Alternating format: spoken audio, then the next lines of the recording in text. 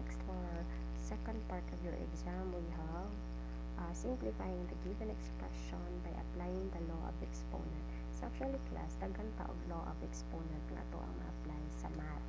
But this time, ato ang i-recall ang basic or pinaka-common nga balik-balik na to gamit when we solve a problem in math.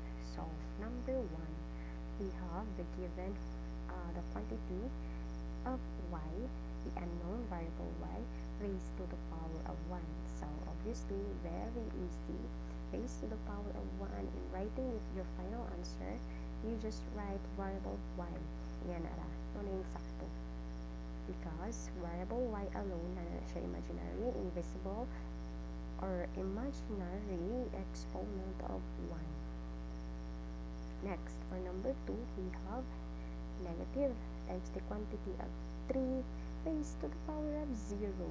So, in this case, if maka-encounter mo og parentheses when simplifying the given expression, first is imuhas ang unahon og asikaso ang quantity nga naa sa sud sa parentheses or value nga naa sa sud sa parentheses. So in this case, for number 2, naatay na sud sa parentheses, which is specified na ang value nga 3.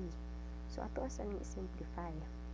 Since nasa dyan exponent nga 0, so maka-simplify rata na niya by using or applying the zero power rule. Now, in math, sa law of exponent, kung maka-encounter ka og exponential form nga na ay power of 0, automatic ang rule ana class is equate that specific value into 1. So, anything, bisag unsa na sa nga value nga wata kaybaw, basta i-raise na gali na siya to the power of 0, automatic 1 ang value ana. Okay, so in this case, for number 2, we have negative, and then ang value nga nasa sud sa parentheses, this one mahimo 1. And take note, 1 is not your final answer because as you can see, number 2 na siya negative sign nga nasa gawas. So, kini is positive 1, right? So, imong imagine si positive 1 i-times sa negative, the resulting sign is negative. So, mao na ang the final answer is negative 1. Negative times positive is negative. And take note, kani imuha na ni na simplify into 1. Mao na the final answer is negative 1. Next, for number 3. Number 3 is, obviously, we are going to multiply these two values. We can apply the product of power rule class. Ang product of power rule, unconsciously naka-apply na mo ani balik-balik sa math, any topic sa math. Kaya na dyan is especially in solving the unknown variables in the equation. So, in this case, multiply ka nga ni class, one quantity, diba? Another quantity here. So, ako ang gingon sa discussion ganina, first is multiply the numerical coefficient sa una or ang number nga nakita ninyo. Next, after that, is proceed ka sa variables or letters na makita nimo sa given. So, in this case, ang numerical coefficient na present is first quantity na atay coefficient sa m nga 2.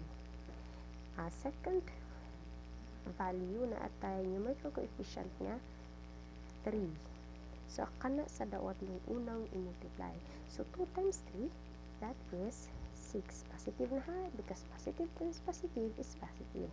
Next, after nimo pang multiply sa numerical coefficient or the numbers, na makita nimo, proceed to the variable or letters, which is m na may lain. So, since pareha silang m re, kare pong ikaduhang value na ay m pod, so we can multiply this variable. Kaya pareha man silang m. Kung dili pareha, dili nimo i-multiply, igura nimo kopyaon. But since sira is pareha nga m, so first, i-multiply nimo by una, kopyaon nimo ang variable nga m. and pwede mo isuwat kaya man na gigamit. Next, in multiplying the same variable class, just simply add the exponent. So, ang exponent dire sa una nga n is 3. Dire, 2. So, 3 plus 2, that is 5. Mo na siya exponent. So, the final answer is 6n to the power of 5. Again, product of power rule. Next, number 4. For number 4 class, this is what we call power of product rule nga ma-apply na to. So, as you can see, we have one quantity nga na sa sud sa parenthesis, right? Si x, y, z nga puros unknown gi-raise to the power of 3. Gisud man sila og parenthesis silang tulo ka variables class. So, that means sila pong tulo ang gi-raise to the power of 3. So, unsaon man na nimo? Pasabot mo dyan na kada variable sud sa parenthesis gitagaan ni dya og power of 3. Power of 3. So, imo na siyang i-rewrite. Si x nga una nga variable gitagaan niya og power of 3. Si y nga ikaduha nga variable gitagaan niya og power of 3. And si z nga ikatulo nga variable gitagaan ko siya power of 3. Gitagsa-tagsa ni siya.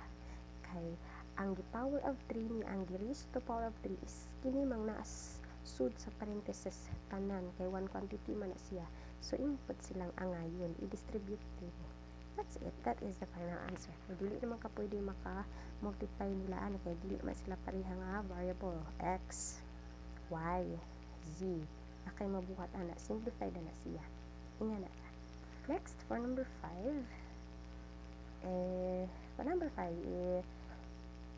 we have the quantity of a, b to the power of 2 raised to the power of 3. So, mix na siya, maka-apply ka og power of product rule and power of power rule. So, unsa may buhaton? So, identify first ang sanang naa sa quantities or naa sa sud sa parenthesis. There are two variables. We have a and b. And sama sa gibuhat nato sa number 4, naam siya exponent sa gawas, ato ang gipanghatag sa sud kung pila na siya ka variable. Dire, napa siya exponent sa gawas, so ihatag po ni nato siya sa naa sa sud. Duha man na sila. Una, we have a, variable a, tagaan daw na to o power of 3. Sunod, ang ikaduha nga variable class, take note nga na siya exponent daan 2. So, yung kanang ibanan siya. So, si b kuno to the power of 2 or b squared, i-raise pa jud kuno to the power of 3. Kaya tagaan man nimo siya si b squared, kitagaan nimo og power of 3. Manang gasapaw na sila. Now, after this, imo pa dyan ang simplify. So, this one, a cube is already simplified. So, just copy. Ang simplify na to, kini naka-parenthesis pa. How are you going to simplify this one? By applying the power of power rule. Kung nagsapaw nagali ang exponent class, that means multiply na nimo, dili na i-add. Again, multiply. So, copy the variable b as your base. Next, ang exponent nimo 2 times 3, which is 6. And that is your final answer.